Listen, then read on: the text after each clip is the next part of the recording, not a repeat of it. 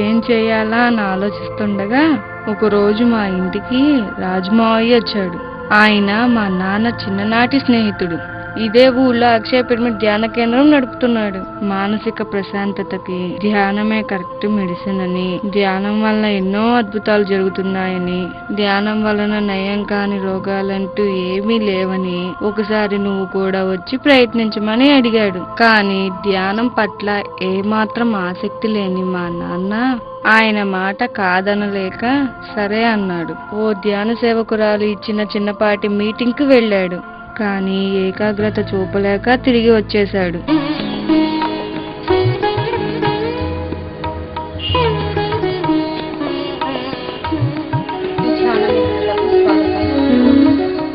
ఈరోజు మనం ధ్యానం గురించి విస్తారంగా తెలుసుకుందాం.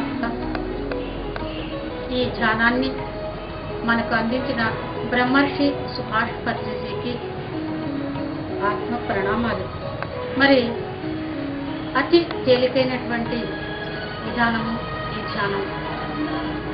ఈ ధ్యానం వల్ల మనం శారీరకమైనటువంటి సంపూర్ణ ఆరోగ్యాన్ని మనం పొందగలుగుతాం. అతి చిన్నదైన తలనొప్పి నుండి క్యాన్సర్ వరకు తగ్గించుకునేటువంటి శక్తి మన దగ్గరే ఉంది. చక్కటి మానసికమైనటువంటి ప్రశాంతతని మనం పొందగలుగుతాం ధ్యానం ద్వారా. ఎన్నో సమస్యలతో నేటి మానవుడు బాధపడుతూ ఉన్నాడు. అన్ని సమస్యలకి పరిష్కారం మనకి ధ్యానంలో లభ్యమవుతుంది. ఇంకా ఎన్నెన్నో లాభాలు. చక్కటి ఆలోచన విధానం మనకు అలవడుతుంది ధ్యానం ద్వారా. పరస్పర అవగాహనని మనం పెంచుకోగలుగుతాం. మైత్రీ భావాన్ని మనం పెంచుకోగలుగుతాం. ప్రేమ తత్వాన్ని మనం పెంచుకోగలుగుతాం. ఏకాగ్రత జ్ఞాపక శక్తిని మనం పెంచుకోగలుగుతాం. మన వృత్తి వ్యాపారాల్లో ఉన్నటువంటి అన్ని సమస్యల్ని మనం తొలగించుకోగలం. ఇంతేనా అంటే ఇంకా ఎన్నెన్నో లాభాలున్నాయి. అసలు ధ్యానం ద్వారా ఇన్ని లాభాలు మాత్రమే ఉన్నాయి అని చెప్తే అది చాలా చిన్న మాట. మరి ఎన్నెన్నో ఆత్మపరమైనటువంటి అనుభవాల్ని మనం పొందగలుగుతాం. ఈ ధ్యానం ద్వారా అద్భుతమైనటువంటి ఆనందాన్ని మనం పొందగలుగుతాం. ముఖ్యంగా మానవుడు ఈ భూమి మీద హాయిగా స్వేచ్ఛగా ఆనందంగా జీవించడానికే జన్మ తీసుకున్నాడు. కానీ మనకు తెలియకుండానే కష్టాలకి దుఃఖానికి గురవుతూ వస్తున్నాం. వీటన్నిటికీ పరిష్కారం మనకి ధ్యానం ద్వారా లభ్యమవుతుంది. మరి వీర బ్రహ్మేంద్ర స్వామి చెప్తున్నాడు, భక్తులైన వారు పరిపక్వ బుద్ధిచే ధ్యానమందు నాత్మనందగలరు. మూలిగే నక్క మీద తాటికాయ పడ్డట్లు మానవత్వం లేని వడ్డీ వ్యాపారి సింహాచలం వడ్డీ డబ్బులు వసూలు చేసుకోవడానికి మా ఇంటికి వచ్చాడు. వడ్డీ కట్టలేదని మా అమ్మని అనరాని మాటలు అన్నాడు. అందరి ముందు పరువు తీశాడు.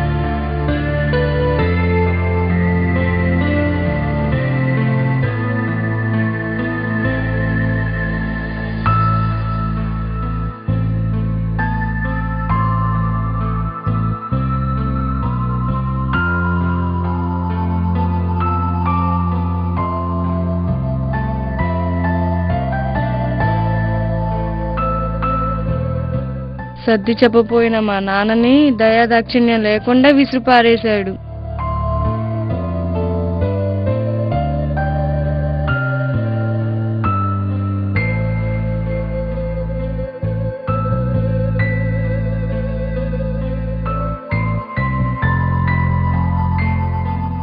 ఇప్పుడు మాట పడి ఎరగని మా నాన్న ఆ సంఘటనతో తలెత్తుకోలేకపోయాడు.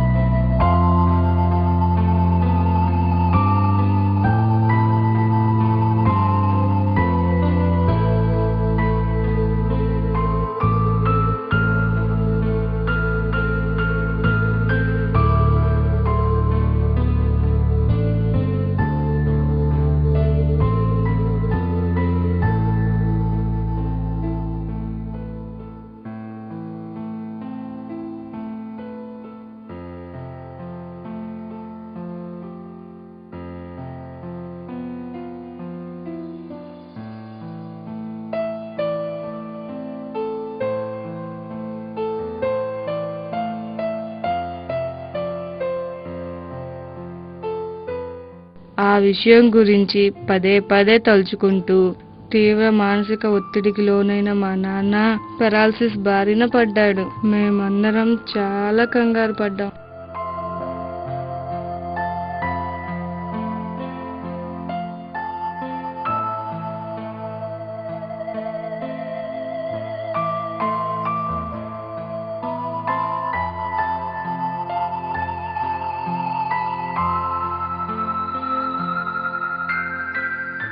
డాక్టర్ దగ్గరికి పరిగెత్తుకు వెళ్తే ప్రథమ చికిత్స చేసి వెంటనే హైదరాబాద్ తీసుకువెళ్ళమన్నారు.